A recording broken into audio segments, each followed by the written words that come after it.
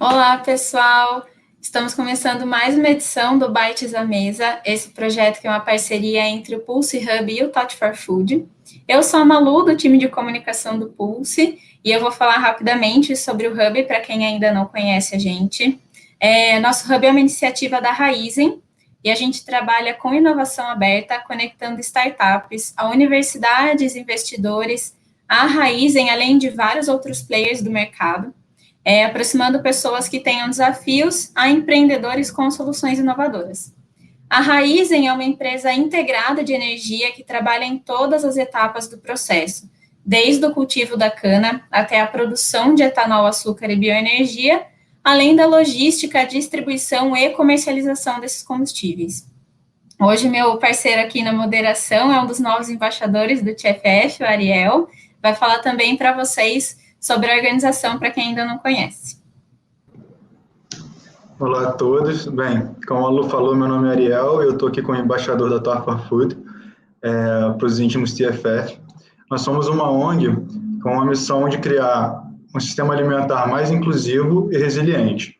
Com mais de 20 mil pessoas na nossa rede, nós aceleramos jovens empreendedores em sua jornada de causar empreendimentos de impacto. Anualmente, temos o TFF Challenge, consiste numa competição entre as ideias que nos ajudam a solucionar a nossa principal pergunta, que é como vamos alimentar 10 bilhões de pessoas até 2050 de forma sustentável e inclusiva. A nossa última edição foi agora no mês passado, dia 16 de outubro. E apesar do Brasil ainda não ter levado o último desafio, realmente o grande prêmio, nós estamos muito motivados pelos pequenos desafios que ganhamos. A CBA Semente, por exemplo, ganhou como startup mais colaborativa e com maior potencial de receber investimento, que para mim é uma coisa incrível. E a Meli Abelhas Amazônicas recebeu o prêmio de Agrofloresta Regenerativa, junto à Renature. E no prêmio de Economia Circular, tivemos a Feitosa Foodtech, que já até teve aqui no Bites à Mesa, no seu primeiro edição.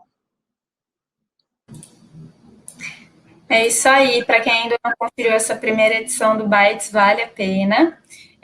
Como vocês que acompanham já sabem, a gente aqui fala de tecnologia, inovação e alimentação, e hoje a gente trouxe dois convidados super especiais para falar sobre um dos temas que vem sofrendo aí várias mudanças, né, ao longo desse ano, com pandemia e com mudanças de consumo, que é o consumo de proteínas. São o Thiago Albino, CEO do iSoug, o Marketplace de Carnes, e o Luiz Dematê, diretor da Corim Agricultura. Vou chamar aqui nossos convidados. Pessoal, muito obrigada por aceitarem o convite para participar aqui do nosso Bites. Vou pedir para vocês darem um oi para o pessoal e falarem, se apresentarem aí rapidinho também. Thiago, fica à vontade. Bom, muito prazer, pessoal. Sou o Thiago Albino, CEO do iSoug. É um prazer estar aqui com vocês no Bites à Mesa. Eu acompanho o trabalho de vocês há bastante tempo, sou bastante fã dessa iniciativa. O iSoug é um marketplace de venda de carnes. A gente iniciou a operação em 2017, fazendo intermediação entre frigoríficos, distribuidores com toda a cadeia de food service na Grande São Paulo. A gente chegou a atender mais de 3.500 restaurantes aqui na capital e Grande São Paulo. Esse ano, por conta do Covid, da pandemia, a gente foi obrigado a pivotar o nosso modelo de negócio e desde março a gente acabou criando uma operação de delivery para o consumidor final. Então, o iSoug hoje ele é um marketplace B2B2C, para os mais familiarizados aí com a nomenclatura. Enfim, estou à disposição aí para responder todas as dúvidas de vocês. Obrigado. Bom, agora acho que sou eu, né? Obrigado por estar aqui, Malu, Ariel e Thiago. É muito legal essa conversa. Sou Luiz Dematê, diretor da Corim. A Corim é uma empresa, estamos atuando, né, aí há quase 30 anos, eu diria, nesse ambiente de produtos diferenciados. Temos como princípio toda a base da agricultura natural, que é uma estrutura e um sistema, né, produtivo baseado nos textos que Mokichi Okada, um pensador japonês, deixou, e é com base nessas propostas e nessas convicções daquilo que seria um alimento, daquilo que é um alimento verdadeiro, que nutre não só a dimensão física do homem, do ser humano, mas também a sua dimensão psíquica e espiritual. É com essa proposta, na realidade, que a Corin desenvolve seus trabalhos, seus sistemas produtivos. Ela foi pioneira em algumas questões, como, por exemplo, a produção livre e sem uso de antibióticos, promotores de crescimento. Com base nesse desenvolvimento, também desenvolvemos todas umas estratégias para o estabelecimento desses sistemas produtivos e gerando até produtos que hoje através da Corin Agricultura, a gente também coloca isso para o mercado. E é com base nesse trabalho todo, hoje é uma holding, né, com 4 subsidiárias, e talvez a líder, uma das líderes, né, nesse ambiente de produtos diferenciados no mercado brasileiro. Que legal ouvir um pouquinho aí. Sou muito fã do trabalho de vocês e tenho acompanhado há um tempinho já. E vou trazer a primeira pergunta aqui. A gente tem visto que quando o assunto é consumo, a palavra propósito está muito associada aos produtos. Vocês têm percebido essa mudança também no consumo de carnes, por exemplo, nas formas de criação do gado, alguma coisa do tipo? Luiz, essa é você. Sim, Ariel, tem acontecido tudo isso que vem acontecendo. Eu não diria só o evento da pandemia agora, ele é quase que eu diria que é praticamente já um efeito, né? Tem uma série de causas que vem acontecendo aí há bastante tempo e que se relaciona, obviamente, com todo o andamento de como a agricultura, a produção foi se estabelecendo. E, obviamente, existe um crescimento consistente, sabe, de consumidores, enfim, das sociedades em todo o mundo, e o Brasil absolutamente não é uma exceção. A gente sempre tem a tendência de dizer assim, nos países ricos, nos países já desenvolvidos e tal, mas não pelo menos não é a nossa percepção, né, como Corin. A gente temos crescido de maneira consistente ao longo dos anos, e esse crescimento até em alguns anos bastante expressivo, obviamente os impactos, os choques econômicos impactam isso tudo, mas a gente observa uma tendência bastante acentuada dos consumidores com relação ao produto que vão adquirir. Então, essa questão do propósito que você citou aí é algo que está cada vez mais presente no desejo, nos anseios de consumo da sociedade, nesse caso mais especificamente, estou falando da sociedade brasileira, né? Então, isso vem acontecendo e vem dando suporte, contribuindo para que as ideias, para que as tendências se concretizem efetivamente. Então, a gente observa isso de maneira bastante clara, com todas as nossas iniciativas que pegam aí, né, na produção do frango, na produção dos ovos, na produção da carne bovina, na produção da proteína de peixes, né, através da produção de aquicultura. Tudo isso a gente consegue observar de maneira bastante consistente. Legal. Thiago, se quiser complementar com algo que vocês têm observado aí no Marketplace também. É curioso, viu, Ariel, Malu e Luiz? Quando a gente iniciou a operação, a gente, obviamente, sempre viveu de vender volume, e a gente percebia que a maioria dos clientes, pelo menos os lojistas, eles não tinham essa preocupação com propósito, sustentabilidade ou até mesmo rastreabilidade. Isso mudou e vem mudando de uns anos para cá. Eu diria que de uns 2 anos para cá o cenário mudou bastante.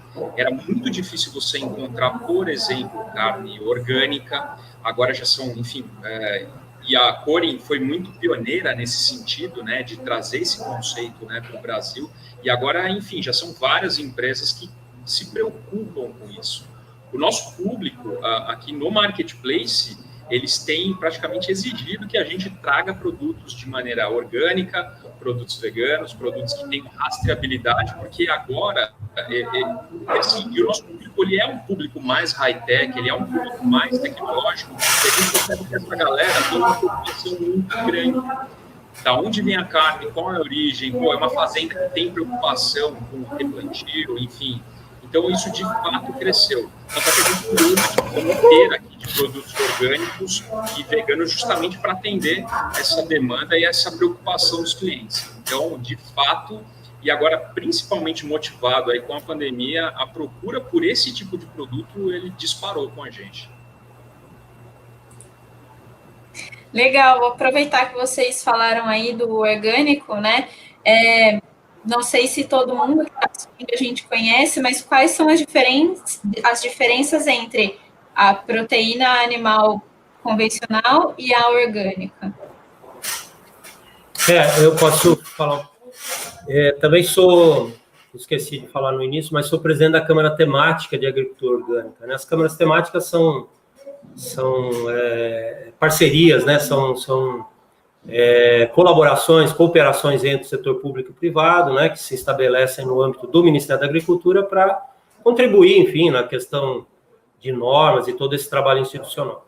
Bom, nesse caso especificamente, Malu, é o seguinte: o que é orgânico é o que está dentro, né? Está de acordo com a legislação brasileira de produção orgânica, né? A Lei 10.831 é uma lei federal de 23 dela, foi promulgada em 23 de dezembro de 2003, né?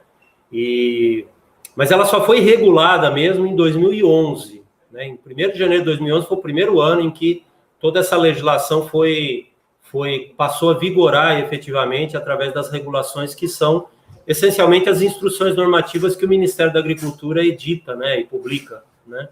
Então, o produto orgânico, a carne orgânica nesse caso é o bovino, é a produção que segue os preceitos, os princípios e todas as normas relacionadas à produção orgânica. Uma vez que ela seguiu isso, ela pode ter, e todo produto orgânico tem um critério de auditoria associado, né? Nenhum produto pode se nomear como orgânico sem ter um processo de auditoria. Pode ser de terceira parte, pode ser uma certificação que a gente chama de participativa, mas é um programa, mas é um processo de auditoria. E esse mecanismo é que diz que o produto é orgânico, ele passa a ter o selo, né? A possibilidade de usar o selo, que é aquele selo produto orgânico, que é o selo SISORG, né? O Sistema Brasileiro de Avaliação da Conformidade Orgânica. E o produto convencional, obviamente, não seguiu essas normas. De maneira muito geral, né? Eu vou dizer assim, por exemplo, um produto orgânico, uma produção animal orgânica, não pode ser exclusivamente confinada, então em nenhum sistema, nenhuma exploração animal, o animal pode estar exclusivamente confinado, ele tem que ter acesso às áreas que a gente chama ou áreas externas, área de pastejo, né? Ele tem que ter uma ração, toda a alimentação dele tem que ser orgânica, com a permissão de alguns níveis de produtos não orgânicos, que a gente chama de produtos convencionais, mas que não são transgênicos, né? Então, quer dizer, todo evento transgênico não pode fazer parte de uma nutrição de uma produção orgânica, de produção de animais orgânicos. E aí existe uma série de outras regras, por exemplo, relacionadas a bem-estar, relacionadas à densidade, relacionadas ao uso de produtos, de medicamentos. Obviamente não é permitido nenhum uso por exemplo, de antibióticos com finalidade de promoção de crescimento, né? Apenas processos terapêuticos são ainda autorizados, apesar que no nosso caso, porém especificamente, nós nunca utilizamos nenhum tipo de antibiótico em nenhum sistema produtivo, e por aí vai detalhando, as regras vão ficando com mais detalhes, né? Mas essencialmente é isso. Obviamente também as propriedades vão ter que estar adequadas no seu caráter ambiental, e também, claro, nas suas relações de trabalho, né? Então, isso são critérios que são estabelecidos para que aquela produção seja certificada como orgânica. De maneira geral, é isso, né? Obviamente, existe uma quantidade muito grande de detalhes para cada exploração animal. Então, aves, suínos, bovinos, e por aí vai. Legal, Luiz. Eu sou colaborador da CEPORG, da Comissão de Produção Orgânica aqui do Rio, então eu lido um pouco mais com a parte de vegetais, a parte animal eu não conhecia tanto ainda, e a gente sempre fala, né, que orgânico é certificado, então tem que ver isso, e isso está muito ligado à questão de rastreabilidade que o Thiago estava falando. E um pouco no que você estava falando, Thiago, pegando o seu gancho lá de quando você falou da parte vegana, cara, são as açougues que vendem carne vegana, eu queria saber um pouco como tem sido isso, como tem sido a aceitação do público e como o consumo tem mudado com essa nova possibilidade que chegou no mercado. Boa, Ariel. para a gente foi uma quebra de paradigma, né? O público vem mudando muito ao longo do tempo e a gente precisou acompanhar. A primeira versão do logo do iSogue, a gente usava um cutelo, né? E alguns veganos, eles ficavam bastante chateados com essa expressão, né? Com essa comunicação visual. A gente acabou adaptando, a gente tirou o cutelo. E, assim, a primeira vez que eu ouvi a respeito do plant-based, né? Como se tanto fala, foi nos Estados Unidos. E eu tive um certo receio, uma preocupação. Falei, putz, lá vem a turma radical que vai querer enfiar isso goela abaixo, né? E, na verdade, ao longo do tempo, a gente foi vendo que as empresas, né, principalmente as startups de tecnologia ou food techs, elas foram se aprimorando, aperfeiçoando, e hoje a gente tem alguns produtos que são realmente incríveis, incrivelmente parecidos com a proteína animal, né? Então, à primeira vista, quando eu ouvi falar do plant-based, eu fui super contra. Eu falei, não, isso daí vai quebrar o meu negócio. E aí, com o passar do tempo, os próprios clientes que compravam com a gente... Aliás, eu descobri no meio do caminho um público chamado flexitariano. Eu não conhecia. Que, para quem não conhece, que está nos assistindo, é um nome que vocês vão ouvir falar muito daqui para frente, mas é basicamente um carnívoro que tem uma preocupação com a natureza e quer comer um produto vegano. Então, o flexitariano está ali, meio em cima do muro, né? Não é totalmente vegano, nem totalmente carnívoro. E essa turma dos flexitarianos começaram a nos demandar. Pô, como é que você não está vendendo lá o futuro hambúrguer? Como é que você não está vendendo frango e outras coisas? Então, como vendedores de proteína, a gente acabou, sim, aderindo e... o primeiro produto que a gente colocou foi os produtos da Fazenda Futuro, e para a gente foi um sucesso, um estouro de vendas. A gente, assim, o primeiro lote que eu comprei, eu vendi em uma semana e não parou mais. Começaram a chegar novas marcas, né? Hoje a gente trabalha com 5 marcas veganas, e por incrível que pareça, Ariel, dos 10 produtos que eu mais vendo hoje, 6 deles são veganos. Olha que curioso. Por quê? Primeiro que são produtos que são um pouco mais difíceis de encontrar. A gente está muito acostumado no eixo Rio de São Paulo, onde você encontra tudo, mas quando você vai para o interior, para outros estados, é mais difícil. Então, como o iSogue tem essa dinâmica de ser um delivery que entrega produtos em até 1 hora, para essa turma que é curioso, que quer conhecer, a gente acaba sendo uma alternativa rápida, né, e barata para eles poderem acessar esses produtos. Então, assim, hoje a gente tem uma linha bem completa. A gente agora tomou mais uma decisão que foi bastante importante. O nosso logo, ele tinha lá Marketplace de carne, e agora a gente decidiu tirar o carne do nome e a gente está mudando para o alimento nos une, porque esse é o objetivo. No fundo, cara, é a mesa que junta as pessoas, onde a gente tem as melhores experiências, e a nossa missão aqui é fazer com que as pessoas tenham alimentação, se confraternizem, né? Óbvio que agora está meio difícil, né, das pessoas se encontrarem, mas os produtos veganos hoje eles são parte essencial do nosso negócio. É um caminho sem volta. Eu não acredito que ele vai substituir a proteína animal, né, nos próximos anos, mas de fato o crescimento é espantoso. Assim, a cada lançamento que a gente tem aqui é sold out de produtos. É impressionante. Ah, legal, cara. Pô, e isso é incrível, né? Como a carne une muito o brasileiro, mas eu acho que mais que a carne, realmente a união e em volta do alimento ali, então é realmente incrível. Eu me relaciono muito com essa palavra de flexitariano, eu estou completamente nessa, eu acho vários amigos também, e quando a gente não está evitando a carne, a gente está procurando uma carne de melhor qualidade, e a Corinho, eu acho que entra excepcionalmente nisso. E eu até queria perguntar para você, Luiz, eu estou muito acostumado a consumir o frango de vocês, há muito tempo em casa sempre foi Corinho, e eu via muita diferença quando eu comprava um frango que não era, quando eu viajava com um amigo, alguma coisa, como ele perde água, como ele murcha mesmo. Eu queria saber se isso acontece também com a carne, se a carne orgânica ela também tem um maior rendimento, como é que isso se relaciona aí na panela mesmo, né? Olha, Ariel, no caso da carne bovina, não vai ver essa diferença que você vê no frango, né? Porque a carne bovina acaba sendo uma produção mais, principalmente nas condições brasileiras, esse gado ainda essencialmente, né, na grande maioria, ainda está no campo e ainda não tem os efeitos que a produção de frango principalmente tem, né? Principalmente na questão de uso também, né? Desses promotores de crescimento, sabe? E a própria estrutura da indústria, né, do processamento da questão do abate mesmo do animal, que traz diferenças importantes e que, no caso do frango, os processos industriais ali associados podem gerar esse efeito que você observa, mas isso não é o que acontece na carne bovina, né? Eu diria que toda a produção da carne bovina orgânica, ela se valoriza essencialmente por essa questão da valorização do território, sabe? Dessa dimensão territorial do processo produtivo, da valorização dos agentes que estão ali envolvidos, das questões ambientais nas áreas produtivas, né? Então, e principalmente pela demanda, né? Por desenvolver cadeias produtivas de grãos, por exemplo, que também são orgânicas. Então, isso cria toda uma dinâmica, né? Uma cadeia de suprimentos que vai se estruturando, que vai se complexando e que vai gerando uma expansão bastante interessante, porque, obviamente, uma produção também de soja, de milho, de outros grãos, né? De outros cereais orgânicos, traz também um benefício a esses territórios absolutamente importante, sabe?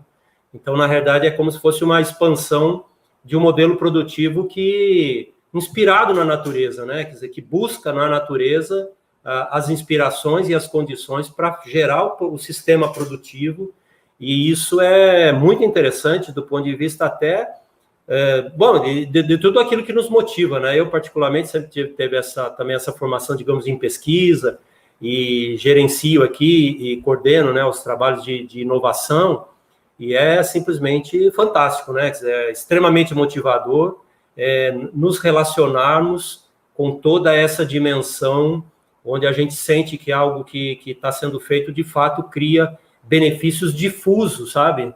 Então, essa criação de benefícios difusos é algo que, para nós, é absolutamente relevante, importante, e é o que nos motiva a fazer isso cada vez mais, sabe?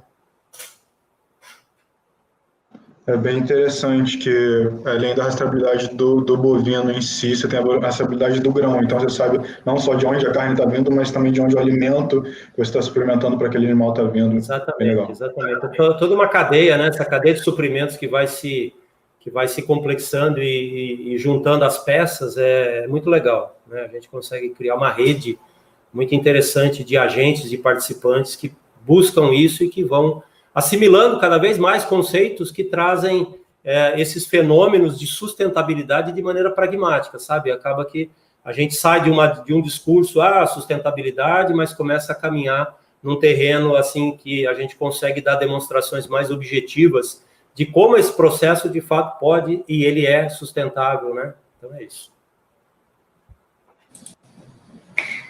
Legal, Luiz. Eu vou pegar o gancho, né, que você falou aí de inovação. De que forma a tecnologia e a inovação têm ajudado vocês na produção, né, nos processos da Coren? Olha, Malu, essa é uma excelente pergunta. Primeiro porque a tecnologia tem ajudado, mas a falta da tecnologia que tem trazido os principais gargalos, né? Então, tem muito para ser desenvolvido. Eu sempre tenho falado em todos os fóruns, os ambientes que eu participo, quer dizer, efetivamente, né, recursos para esses modelos, eles, se começarem a ter, vão começar agora, porque até agora não tinha, não, né? Quer dizer, quando tem, assim, são coisas assim muito, muito pontuais, muito, muito limitadas, né? Então, eu acho assim, à medida em que a sociedade começa a gerar mais demanda, obviamente, os agentes, as estruturas financeiras, inclusive, começam a olhar com um pouquinho mais de atenção a isso. Mas, até então, a gente ainda sofre muito mais com a falta, né, do desenvolvimento propriamente do que com aquilo que já foi solucionado.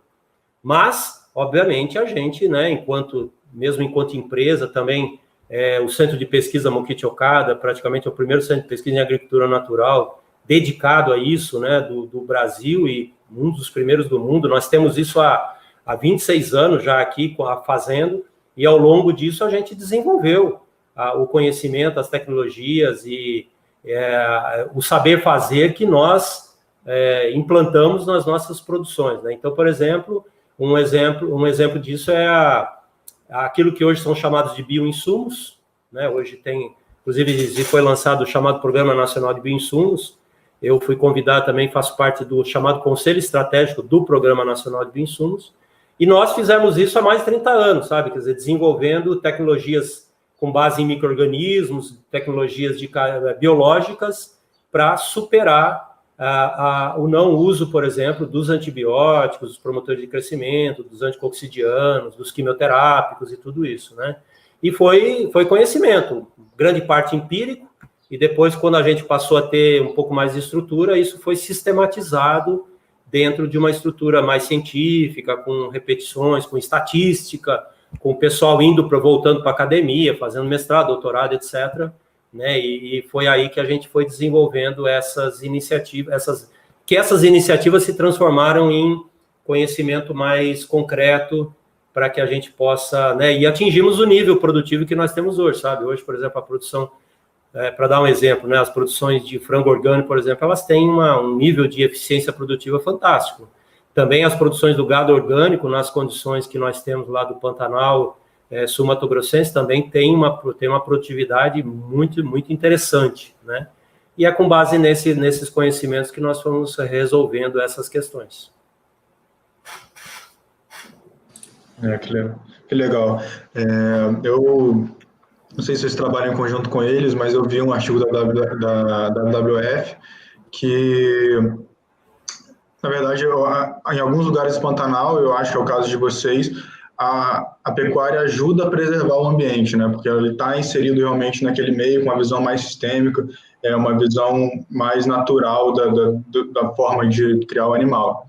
E eu acho que, na verdade, essa visão começa a crescer ainda mais agora na pandemia, com as pessoas vendo tudo sendo afetado por um evento em um lugar que se espalha pelo mundo todo.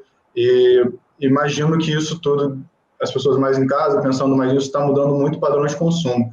Luiz, você falou um pouco já de como tem mudado para vocês, como vocês tiveram que se reinventar. Se pudesse falar mais um pouco para a gente, falar mais um pouco para quem está em casa aí, de como isso tem mudado mesmo, como vocês têm sentido e visto nos números, seria muito legal. Tudo isso, você citou, né, o exemplo aí do Pantanal novamente. De fato, por exemplo, as fazendas que estão com a gente, né, que são as produtoras de gado orgânico, elas tiveram um cenário muito, muito interessante nesses últimos episódios aqui dos incêndios, né? Quer dizer, na região nós tivemos um cenário interessante comparado com outras áreas, com outras fazendas no mesmo bioma, né? Então, isso tudo vem acontecendo. Cada vez mais a gente percebe isso, né? Quer dizer, as pessoas estão se voltando para essas iniciativas, estão começando a entender mais o que isso significa, né?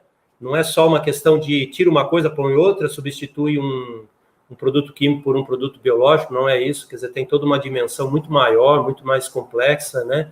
Isso, e as pessoas estão aprendendo sobre isso, então isso é muito interessante. E tem várias coisas, sabe, pessoal? Por exemplo, também controle de pragas, né? Controle mesmo na produção, por exemplo, controle de carrapatos, seja na produção de bovinos, a gente tem resultados fantásticos com o uso de ferramentas biológicas, que são agora o que se chamam bioinsumos, né? A gente vem fazendo isso há algum tempo. Então, tudo isso se reflete em possibilidade de agregar valor, né? Então, criação de cadeia de valor, a capacidade de não só o consumidor que está aprendendo sobre isso, mas ele transfere esse valor para o produtor, sabe?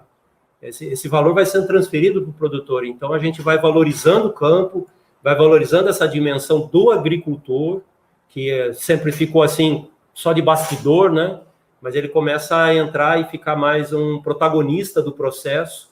Eu acredito que isso é o que, é o que salva, né? Literalmente, assim, porque é o que gera sustentabilidade, é o agricultor que vê naquilo a capacidade dele de se reproduzir no processo, né, de que a sua família continue trabalhando, e isso tudo é fantástico, né, gerando todas essas dimensões de sustentabilidade, como eu falei anteriormente.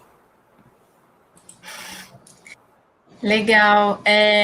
Eu queria agora direcionar um pouco mais para o Thiago, que ele comentou dessa pivotagem, né, que vocês tiveram que fazer esse ano.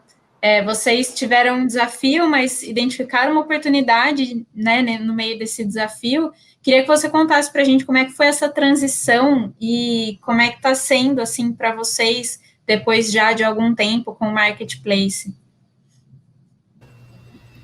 Bom, Malu, diferente do Luiz, que é um grande especialista do agronegócio, eu sou um grande especialista de tecnologia. De carne, eu não entendia nada. Então, durante os 2 primeiros anos, eu conversei com muitos, produtores, distribuidores, frigoríficos, e eu fui muito a campo, né, entender quais eram as dores dos lojistas. No Brasil, por incrível que pareça, ainda hoje, a grande dinâmica dos lojistas de comprar carne, ela sempre foi, e acredito que ainda vai ser um bom tempo, pelo WhatsApp. Então, a turma gosta de conversar com o vendedor, recebe as listas de preço. Então, a gente meio que aprendeu a automatizar esses processos de WhatsApp. Depois, a gente acabou, enfim, criando um portal de venda. E o iSogue, ele se especializou muito na captação de clientes. Então, a gente sempre foi muito bom e muito rápido em trazer lojistas com uma série de iscas e páginas que a gente criou na internet. Então, por exemplo, se você digitar carnenoatacado.com.br, é uma página nossa. O iSogue, então, ele acabou ficando conhecido pelos lojistas.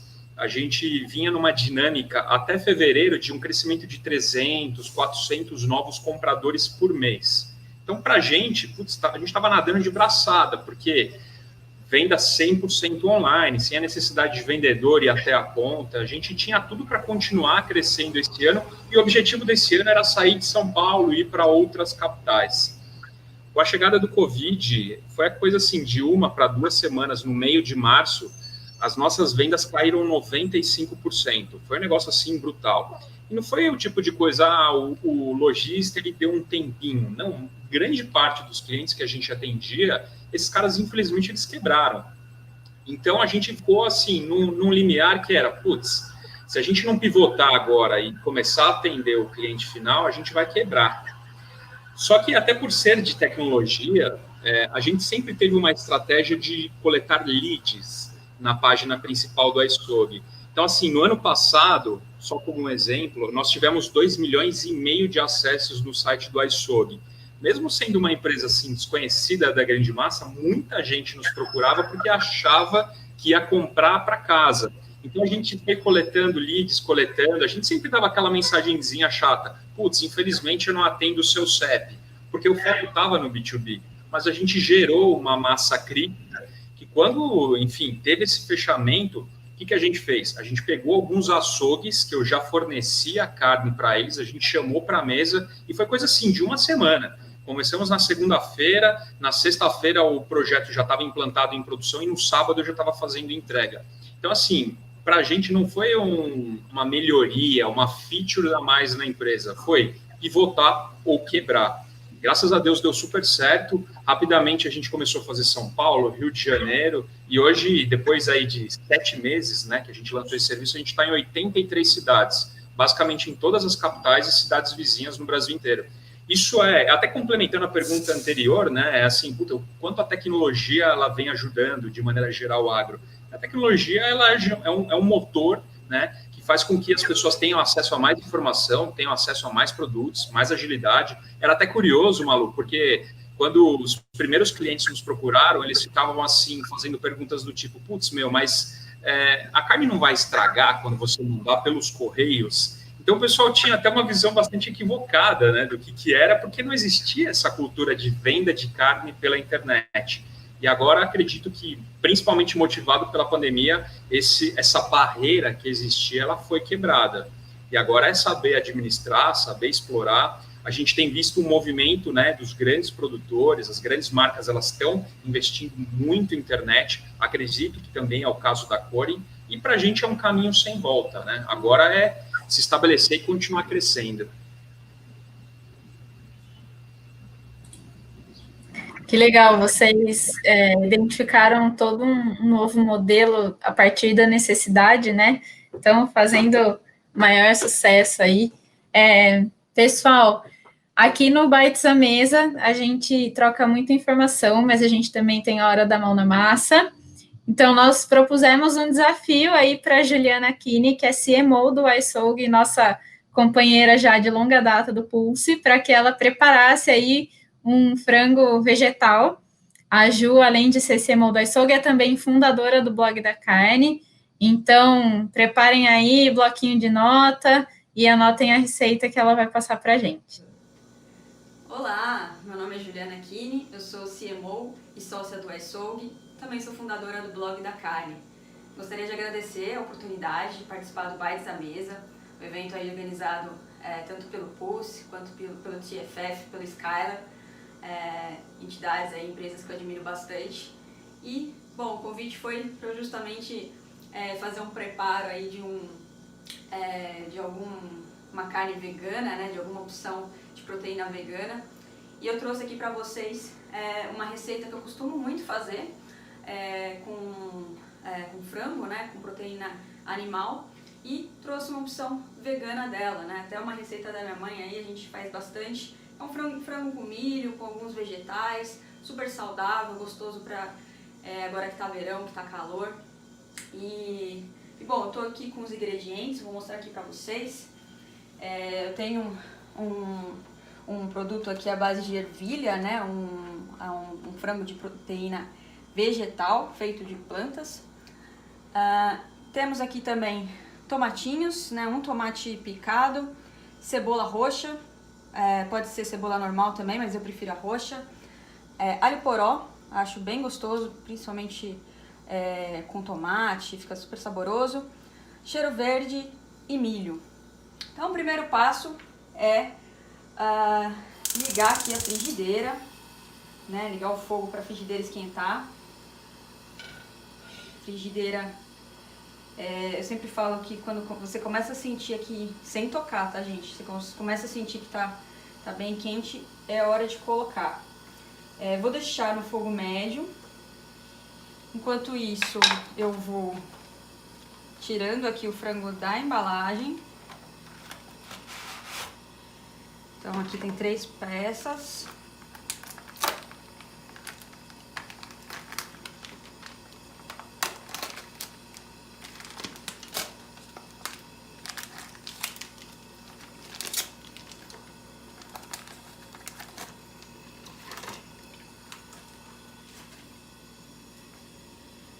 Tá interessante, porque realmente assim a textura é bem semelhante.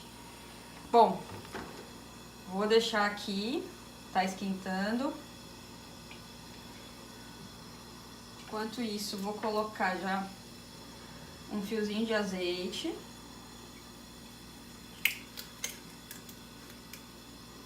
O frango tá congelado, tá? Acabei de tirar do congelador, né? Esse frango vegetal, e já pode colocá-lo direto na frigideira, não precisa descongelar, tá? Então,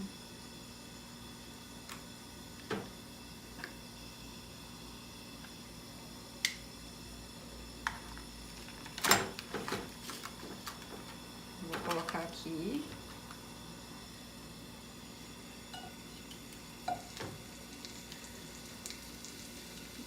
E aí são 3 minutinhos de cada lado. Vou contar o tempo aqui.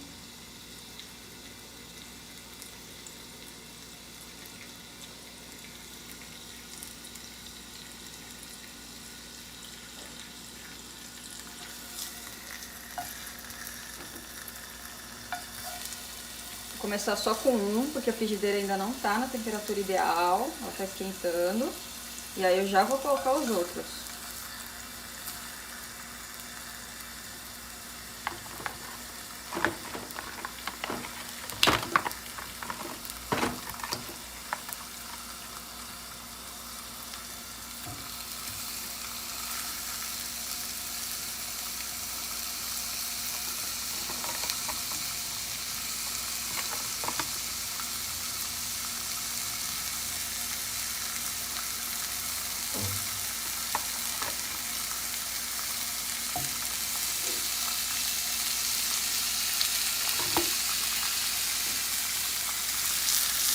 Bom, agora já vou virar um aqui. Uma discussão que tem bastante, né? É se o frango vegetal vai substituir o frango animal. Economicamente são bem substitutos.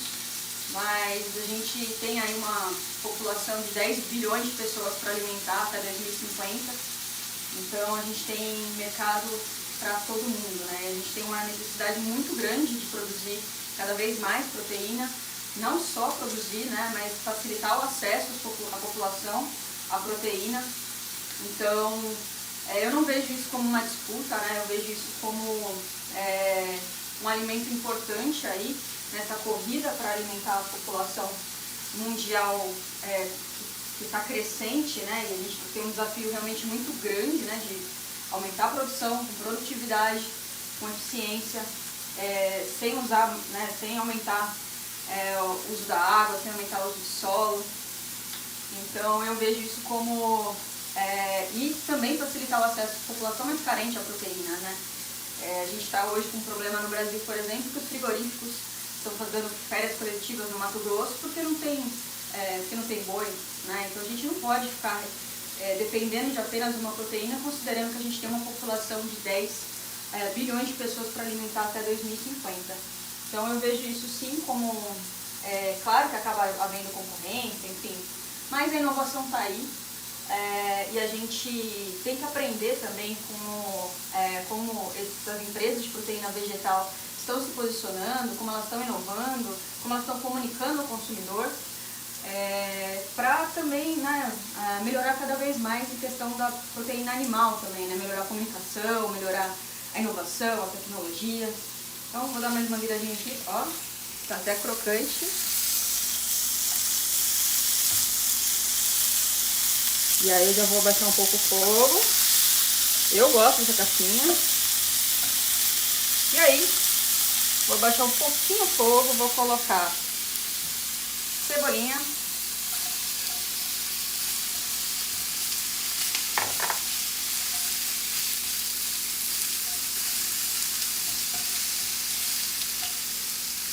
Vou colocar um tomatinho.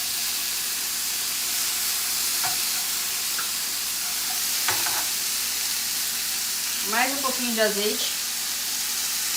Para agora, meu objetivo é fazer uma curtida aqui.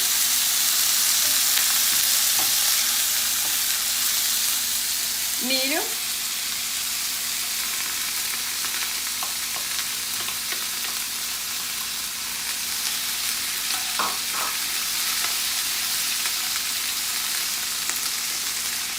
Alho poró.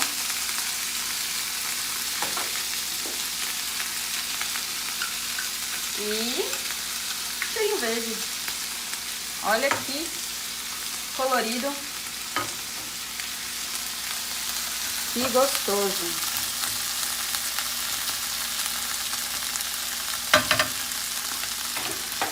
Bom, agora não pode faltar um salzinho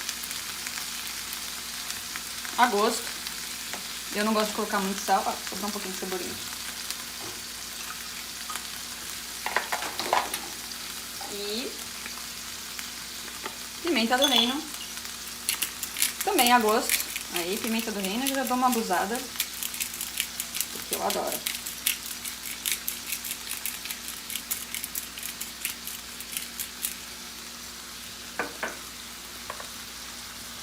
Aí, bom, só dar uma mexidinha aqui, cebolinha ficar daquele jeito, milhinho também.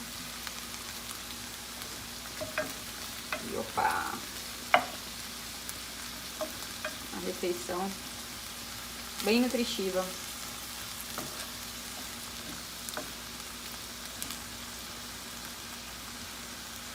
Lembrando que dá pra fazer essa versão com frango de proteína animal.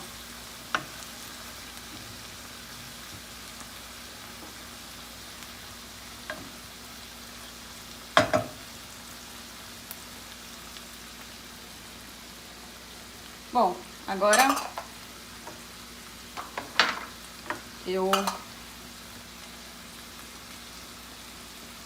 deixa eu ver aqui, tá bom. Vou desligar o fogo. Bom, então eu vou tirar aqui pra vocês verem como ficou. Olha só. Desliga o fogo. e vou experimentar. Olha só, ficou bem. Ponto ok.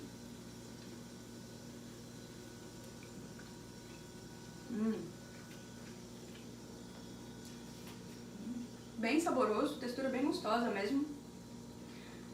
Lembra bastante o sabor do frango e o tempero perfeito.